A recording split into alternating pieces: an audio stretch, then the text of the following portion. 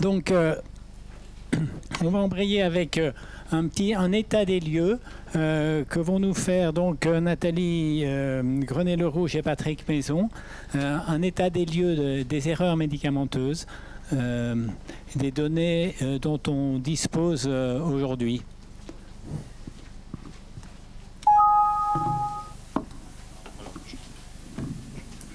Je vais prendre ma casquette de directeur de la surveillance et vous parler du bilan que nous initions sur l'ensemble des déclarations des erreurs médicamenteuses. Alors évidemment, je dis, on a initié une action un peu plus large. On va vous expliquer le périmètre de l'agence sur les erreurs médicamenteuses, qui n'est pas l'ensemble de la problématique des erreurs médicamenteuses. Et justement, nous avons voulu approfondir ce sujet, j'allais dire, un mot un peu galvaudé, qui est forcément un enjeu de santé publique, même au niveau international, hein, si on en croit les initiatives de l'OMS, si on en croit la littérature. Et d'ailleurs, cette littérature, elle est quand même très focalisée sur l'hôpital. Et dans notre bilan, c'était essentiellement de se poser la question, et quid de la ville? Qu'est-ce qui se passe spécifiquement en ville? Une autre dimension à travers ce bilan qu'on a voulu aborder, évidemment, ce qu'on va vous présenter, la NSM est très focalisée sur le produit, mais dans une erreur médicamenteuse, le produit peut avoir un rôle dans l'information, le manque d'information autour du produit, mais il y a l'organisation des soins, il y a un contexte plus global là je me rapproche de ce qu'on vient de dire, l'erreur humaine, cet aspect moral et humain. Et donc nous avons voulu approfondir cette question-là aussi, afin de mieux caractériser quels sont les contextes qui sont plus favorables à des erreurs médicamenteuses, de façon à cibler nos actions de prévention. Et donc je vais donner la parole à Nathalie Grenet. Nathalie Grenet qui est en charge justement des erreurs médicamenteuses depuis 2012, depuis la création de la direction de la surveillance, donc il connaît bien le sujet, qui va vous parler de ce bilan. Alors c'est un bilan fait à partir des déclarations d'erreurs médicamenteuses. Alors évidemment, ces déclarations, ça a une limite. Évidemment, comme le disait François, il y a une sous-déclaration. Mais l'objet n'est pas d'avoir de ne pas avoir une vision exhaustive, globale de toutes les erreurs. De toute façon, ça serait un puits sans fond. Mais déjà de traiter ces déclarations. À partir du moment où on déclare, on fait l'effort de déclarer. Et vous faites l'effort de déclarer, c'est que vous considérez qu'il y a un sujet. Et donc ce sujet doit être traité. Voilà, Nathalie, je te laisse la parole. Merci. Bonjour à tous. Donc, l'erreur médicamenteuse est définie comme l'omission ou la réalisation non intentionnelle d'un acte survenu au cours du processus de soins impliquant un médicament. L'erreur peut être à l'origine d'un risque ou d'un événement indésirable pour le patient. Et une erreur est toujours évitable. En 2004, suite à une erreur avec une ampoule de morphine chez l'enfant, l'agence a décidé de créer un guichet erreur médicamenteuse en mars 2005. Les déclarations se faisaient sur la base du volontariat, sans contrainte réglementaire. Et en 2012, suite à la transposition de la directive européenne, le champ de la pharmacovigilance s'est élargi aux effets indésirables en lien avec une erreur médicamenteuse. Donc à partir de ce moment-là, les professionnels de santé doivent déclarer une erreur médicamenteuse avec effet, et voilà, avec effet, pardon. Donc, nous allons voir tout de suite un exemple qui va nous servir après pour caractériser une erreur. Un patient avec une hypertrophie bénigne de la prostate va chez son médecin qui lui prescrit de façon manuscrite du Permixon. Il va à la pharmacie lui délivre du Préviscan. Pendant 10 jours, il prend son traitement. Et 10 jours plus tard, il est transféré à l'hôpital pour céphalée, malaise et hémorragie. Et malgré une prise en charge rapide, il décède. Donc, l'ANSM a pris des mesures.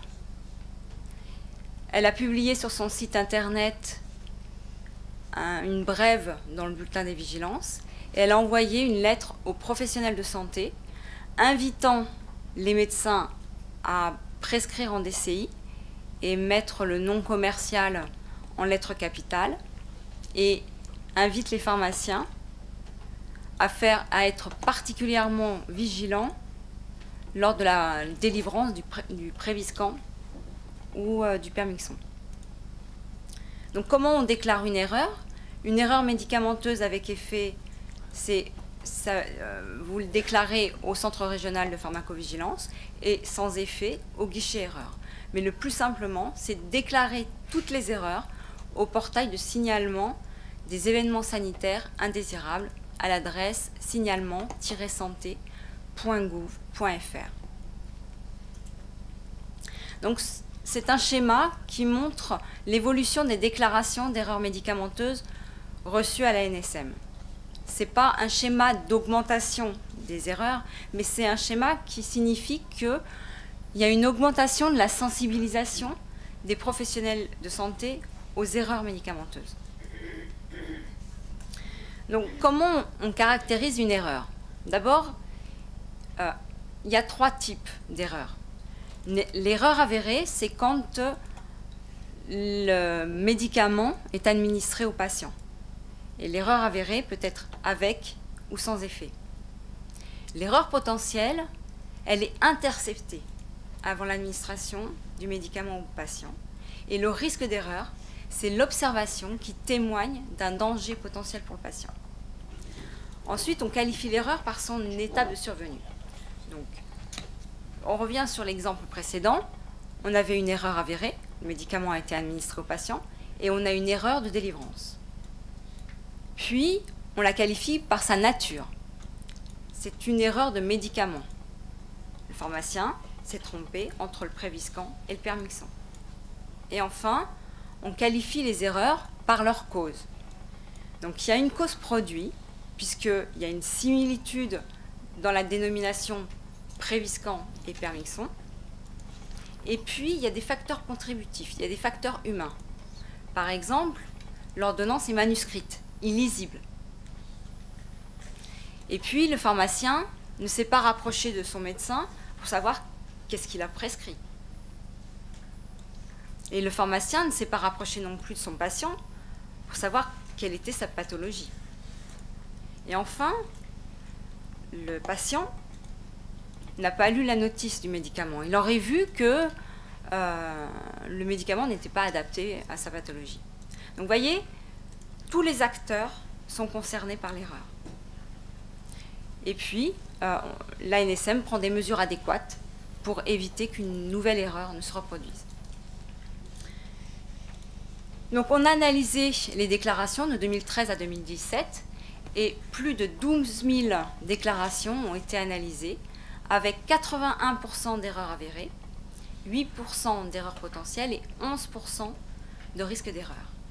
Parmi les erreurs avérées, 63% ont entraîné un effet indésirable, dont la moitié sont considérées comme graves. 50% ont lieu à l'hôpital et l'autre moitié, a lieu en ville. 15% des erreurs ont lieu à l'étape de la prescription, 9% à l'étape de la délivrance et 70% à l'étape de l'administration. Et toutes les populations sont touchées. Donc après, on a analysé les causes. Donc il y a les causes qui sont liées aux médicaments, donc la dénomination, la présentation et l'information qui lui est relative. Et on a les causes en lien avec l'organisation et l'environnement sont les plus fréquentes. Maintenant, on fait un focus en ville. Donc là, on s'aperçoit que les étapes de survenue, c'est pareil, elles ont le même pourcentage, c'est-à-dire qu'on a 8% dans l'étape de prescription, 12% dans l'étape de délivrance et 78% dans l'étape de l'administration. Avec la voie orale, puisqu'on est en ville, avec la voie orale la plus représentée, avec 63%. Et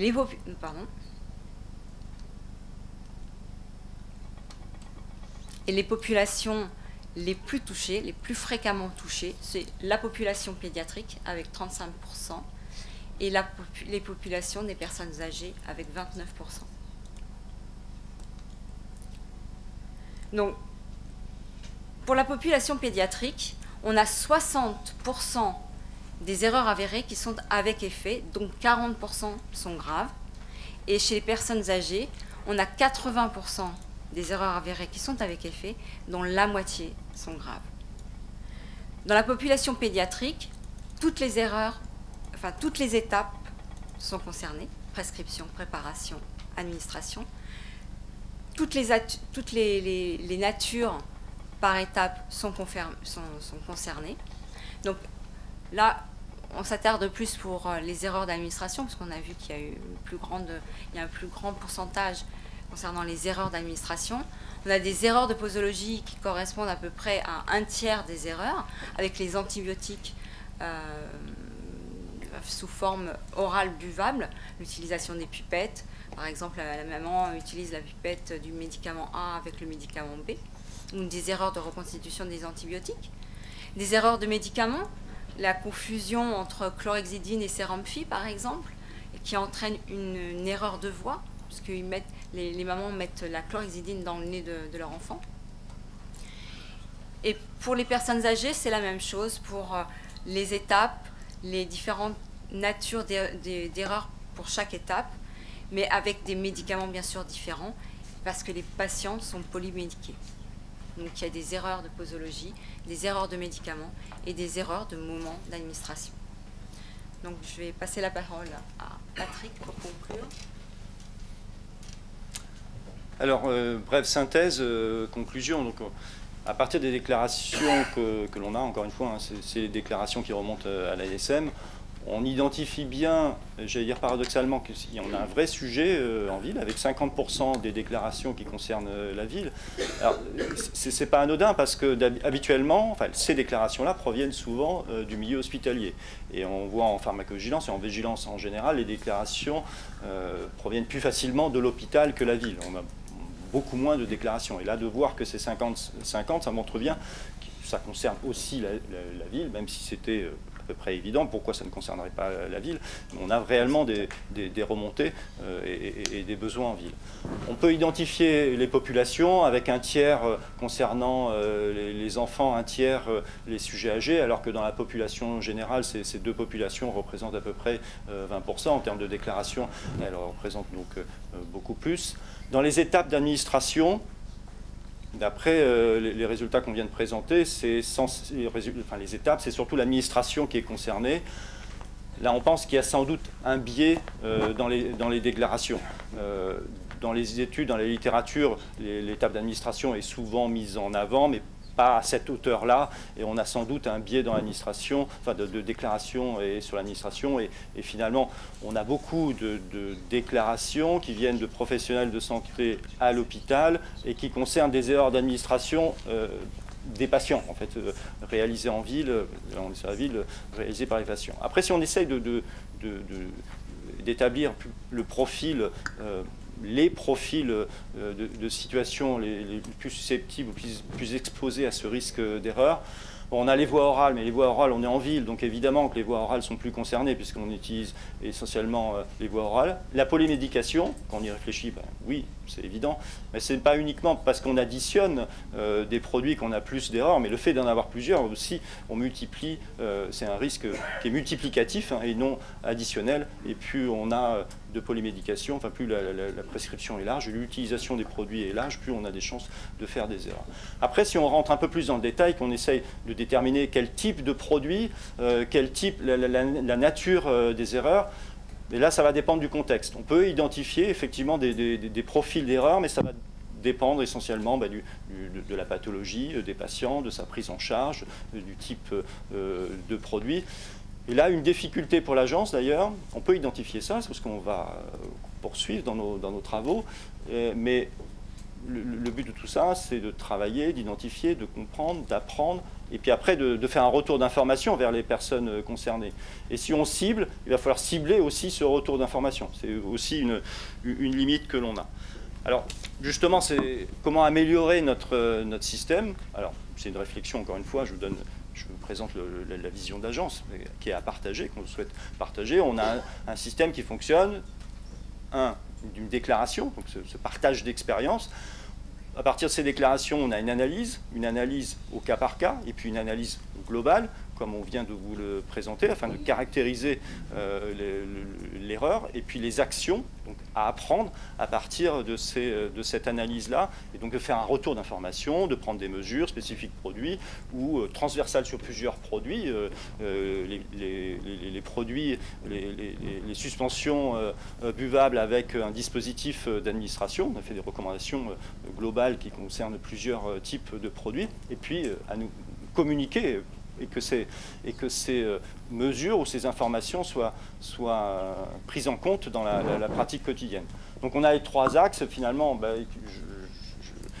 j'ai l'impression de répéter ce qui a été dit déjà. Il faut évidemment partager, on a ce besoin de partager, ce besoin de comprendre et puis d'apprendre des erreurs. Alors, que chacun apprenne de ses propres erreurs, mais il y a une autre dimension qui est un fort levier pour la prévention, c'est aussi d'apprendre des erreurs des autres, plutôt que d'attendre de commettre soi-même une erreur et d'éviter de récidiver. Merci. Alors, dans les... Oui, je vous dépêche, promis, c'est la dernière. Donc, le partage, on a un vrai sujet sur ce partage et de culture de la gestion du risque d'erreur médicamenteuse, culture de la gestion de risque en général, mais de l'erreur médicamenteuse en particulier. Donc ça va au-delà de la formation de l'information, mais c'est l'acculturation, c'est cette gestion de risque. Et puis d'en partager, apprendre, comprendre, il y a plusieurs méthodes, on va en reparler tout à l'heure, mais on a besoin d'appui, on a besoin de ne pas rester isolé, on a dit tout à l'heure, on a besoin de partager, on a besoin d'appui, on a besoin de comprendre, d'apprendre, de méthodes pour analyser ces erreurs. Et les expériences à l'hôpital ont montré que l'informatisation de l'organisation des soins et des prescriptions permettent d'éviter les erreurs médicamenteuses. Pourquoi en ville on n'aurait pas la même chose? On a effectivement, les déclarations sont des expériences qu'il faut partager, qui peuvent servir aux autres.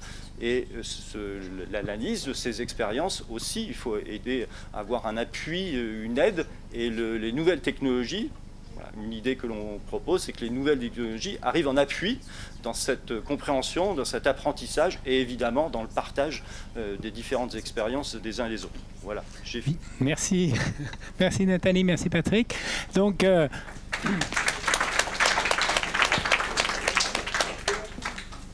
alors, écoutez, à vous la parole.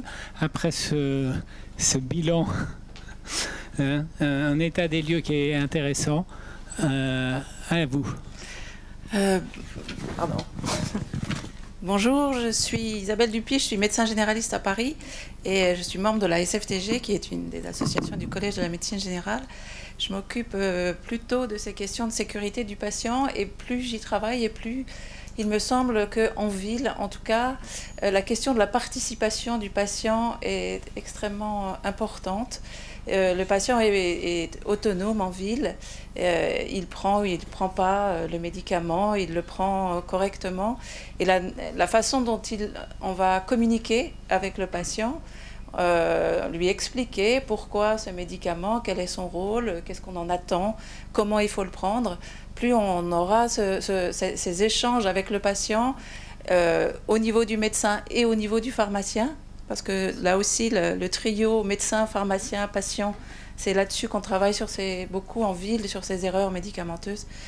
Ça, c'est extrêmement important et je pense très différent de l'hôpital, parce qu'on ne peut pas compter sans le patient en ville et on ne peut pas compter sans travailler ces questions de communication, à la fois au niveau de l'équipe de soins et avec le patient.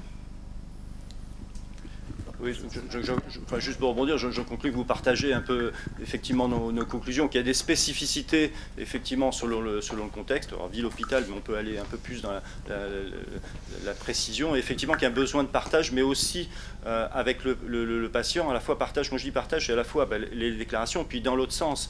Et je pense que d'apporter aux médecins comme aux pharmaciens qui puissent avoir l'information, on pourrait imaginer quelque chose de quasi automatique, qui puissent avoir l'information avec ce type de produit, dans ce contexte-là, voilà les erreurs médicamenteuses qui se sont déjà produites, et voilà le type d'information qu'il faudrait faire, parce que là, dans la prescription, il y a deux suspensions buvales, je continue avec les pipettes, qui ont des dispositifs d'administration, il y a un risque de confusion, de faire une prévention, mais ciblée, parce que les erreurs médicamenteuses, on peut tout imaginer, mais plus ciblée sur ce qui est le plus fréquent, et d'apporter cette aide-là aux médecins généralistes, mais aussi aux pharmaciens pour être effectivement, et aux patients d'ailleurs, pour être effectivement utile. C'est une proposition. Bonjour, donc je prends la parole. Je suis Catherine Joquemans-Moren, infirmière libérale, infirmière à domicile, comme j'ai pour habitude de dire, avant tout. Et je rebondis déjà aux deux médecins qui sont intervenus sur le fait que ce n'est pas un trio, mais un quatuor. Il y a les infirmières sur le terrain, d'accord? On n'entend pas souvent le mot infirmière, donc je le dis avec beaucoup d'humilité, comme l'a dit notre philosophe tout à l'heure, mais c'est quelque chose pour lequel je bataille depuis des années. Ça va faire 30 ans que je suis à domicile et ça fait vraiment très longtemps que je milite pour le fait qu'on nous associe à cette prise en charge thérapeutique des patients à domicile, essentiellement des personnes âgées, puisque c'est le public que nous on rencontre le plus souvent, mais on a aussi des enfants et j'ai très souvent constaté des erreurs. Donc il faut vraiment essayer de nous associer de façon systématique. Je voudrais relever un point. Je ne sais pas si dans l'assistance, dans les gens présents, il y a des représentants de la caisse d'assurance maladie avec laquelle on a des conventions. Et entre autres, un point important pour nous infirmières, c'est qu'on ne peut préparer les médicaments et intervenir que s'il y a la notion de trouble cognitif. C'est une demande qui est faite aux médecins généralistes qui prescrit la surveillance thérapeutique par une infirmière de préciser trouble cognitif. C'est un élément qu'on essaie de faire retirer de nos nomenclatures. Péniblement, on n'y arrive pas. Or, je pense qu'il ne suffit pas d'avoir des troubles cognitifs pour pouvoir se tromper dans la prise de ces médicaments. Il y a des personnes aussi qui sont non-voyantes, handicapées, analphabètes. Ce n'est pas pour autant qu'ils ont des troubles cognitifs importants. Et on intervient aussi beaucoup au niveau de la reformulation que le médecin a pu avoir, ou le pharmacien. Et surtout, on est au bout de la chaîne. Et qui dit être au bout de la chaîne dit que c'est nous qui faisons prendre les médicaments, quand bien même ils peuvent être déjà préparés. Hein. Donc on a une responsabilité qui est très importante, qui n'est pas suffisamment reconnue, avec des compétences, et il faut vraiment nous associer. Je reprends aussi le terme de collégialité, c'est vraiment très important qu'on puisse travailler ensemble. Merci. Ok, merci pour cette intervention. Personne ne doute de l'importance de votre rôle dans cette salle. D'accord. Voilà. Et donc, si on a demandé à ce que vous soyez présente, c'est explicitement, effectivement, pour que, quand on parle de discussion collégiale, de mettre ensemble, c'est extrêmement important. Pierre-Louis, tu voulais prendre la parole? Alors, Michel et après Pierre-Louis. Oui, donc j'ai deux remarques. La première, c'est que j'ai été d'emblée choqué par la phrase de présentation où vous avez expliqué que l'erreur médicamenteuse est toujours évitable. Après l'intervention de notre philosophe, ça m'a quand même un peu surpris, ce qui veut dire qu'on est toujours coupable, on ne s'en sort toujours pas. Ça veut dire que si on fait une erreur, on est souillé, pour reprendre les termes qui m'ont beaucoup intéressé. Donc j'aimerais que vous réfléchissiez déjà à la présentation, surtout si on doit apprendre de ses erreurs. Autrement dit, l'erreur est un outil pédagogique. C'est bien d'en commettre quelques-unes quand même pour pouvoir apprendre quelque chose. La deuxième remarque, c'est que le mot-clé qui apparaît dans les bouches de plus en plus pour résoudre ce problème de la diminution du nombre d'erreurs, c'est le partage. Et je rejoins notre infirmière qui vient d'intervenir avec beaucoup d'émotion pour nous dire que il faut partager, qu'elle est là, qu'elle fait le travail et que si on doit progresser, il faut partager. Et pour ce qui concerne la ville, puisque moi je suis médecin généraliste en ville, on a un problème, donc là j'aborde plutôt le côté des solutions, c'est que pour pouvoir partager, il faut se rencontrer, il faut échanger, il faut consacrer du temps, il faut apprendre à le faire et il faut avoir des outils qui permettent de communiquer et de partager avec la communauté des observations, des analyses que l'on peut faire. Or, tout ce système que je viens de décrire n'existe pas, n'est pas rémunéré et n'est pas prévu dans l'organisation des soins primaires actuellement. Merci Michel. Oui, je voulais revenir sur une remarque qui a été faite et l'anticipation des risques d'erreur. Il faut partir du principe, et je le dis souvent moi, aux patients, un patient observant qui observe parfaitement l'ordonnance et qui fait tout parfaitement, c'est un patient déviant. Il n'est pas normal, ce patient-là. Un patient qui n'observe pas, il est normal et il faut qu'il sache que ce qu'il fait là est dans la normalité et qu'on peut les changer. C'est-à-dire qu'il faut assez vite présupposer du fait que l'ordonnance qu'on délivre ne sera pas forcément observée. Et l'important, c'est qu'on le sache et qu'on l'autorise. Parce qu'on a vu ce sentiment de culpabilité. Et quand on dit à un patient, de toute façon, vous allez à un moment donné pas faire exactement comme je vous le propose, il va vous dire, non docteur, vous n'y pensez pas, bien sûr que je vais le faire, mais on sait tous qu'on a des patients compliants qui veulent faire plaisir et d'autres qui ont une difficulté avec la prescription, à commencer par les médecins ou les personnels soignants. Je renvoie aux vaccins et autre chose. La deuxième notion, et je trouve que vous avez eu raison, madame, de le pointer, c'est que quand on prescrit pour des motifs qui sont licites l'appui de l'infirmière à domicile pour la délivrance des traitements, on a un certain nombre de refus, justement liés au fait que, bien sûr que quand il y a un trouble cognitif, il faut qu'il y ait un support, mais parfois le support il est déjà organisé à la maison par les aidants, par l'entourage. Mais on a énormément de patients entre guillemets normaux, qui ont besoin d'aide et pas forcément d'ailleurs uniquement en lien avec l'âge. Et on peut quand même se poser la question de savoir pourquoi le système de soins a voulu comme ça segmenter et faire des espèces de silos entre les fonctions du médecin et les fonctions de l'infirmière, alors qu'on voit bien que dans un système organisé, plus ou moins, mais qu'il est quand même un peu mieux, ce qui est un service hospitalier, la collaboration est essentielle. Et j'en voudrais pour preuve que c'est plutôt le rôle de l'infirmière de contrôler la délivrance et l'observance du traitement dans un service hospitalier plutôt que le médecin qui délègue. Donc il faut qu'on soit aussi sur ces modèles pour faire changer aussi les mentalités et faire changer les financeurs. Oui, merci. Alors, il y a des thèmes sur lesquels, effectivement, on peut entendre ces revendications. Ça ne va pas déboucher sur la journée parce que ce n'est pas ni dans les compétences du collège, ni dans celles de l'ANSM que de faire évoluer les cotations. Mais bon, on entend bien ça, même si on ne pourra pas forcément y répondre dans la journée. Je vais juste demander une petite précision avant de clore cette séquence, quand même. C'est par rapport aux déclarations. On voit bien que ces déclarations, elles sont quand même utiles pour connaître ce qui se passe sur le terrain et dans la vraie vie. Ok ? Comment est-ce qu'on peut faire ? Parce que moi, je suis quand même très surpris par le nombre de déclarations. Ça fait 2500 déclarations par an d'événements, d'erreurs médicamenteuses. Donc, on est bien évidemment... On a vu dans les études qui ont été publiées, le chiffre, il est à peu près, c'est ce qu'on donnait tout à l'heure,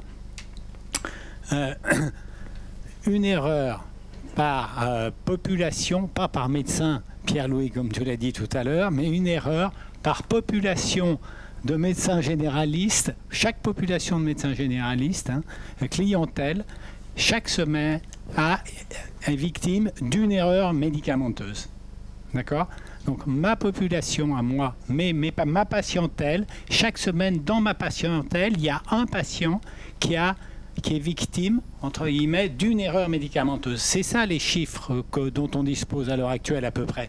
Donc on est bien loin des 2500, bien au-delà des 2500. Donc comment on peut faire, parce que c'est quand même, bien sûr qu'on ne va pas tout déclarer, on le sait bien, on a du mal, mais comment on peut faire pour essayer peut-être quand même, ça sera peut-être des propositions à faire dans la journée en tout cas, d'améliorer ces déclarations qui sont quand même utiles à la connaissance et à apporter des solutions aux problèmes.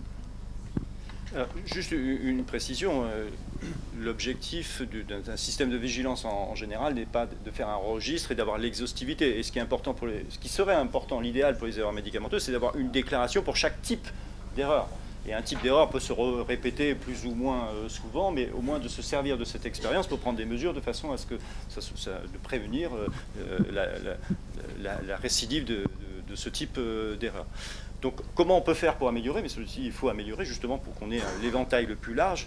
Et on a commencé en disant qu'il y avait un biais dans la déclaration de ce qui provient de la ville. C'est pour ça qu'on pense qu'il faut, pour la déclaration, proprement parler de la déclaration, nous ce qu'on propose c'est de simplifier, d'avoir des outils de simplification de la déclaration, parce que c'est pas le tout de déclarer. Après pour l'analyse, il faut aussi que la déclaration soit complète et soit efficiente. Donc on pense que des outils d'aide, de facilitation de la déclaration devrait permettre, associé avec le reste, cette culture de la gestion du risque, devrait permettre d'améliorer ce type de déclaration. Mais encore une fois, l'objectif n'est pas d'aller faire de l'épidémiologie et d'être exhaustif sur le type d'erreur. Je voudrais revenir juste sur un point, sur l'aspect... Une minute. Hein. Oui, le côté inévitable ou évitable de l'erreur.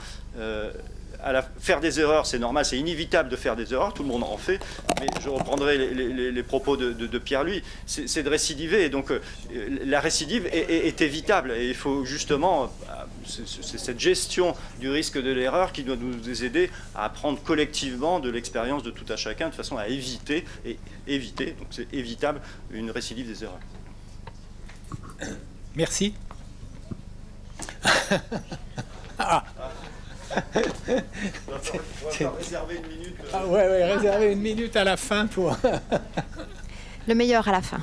Je me représente, Marie-Blanche Valnerabier, Centre régional de pharmacovigilance en Franche-Comté.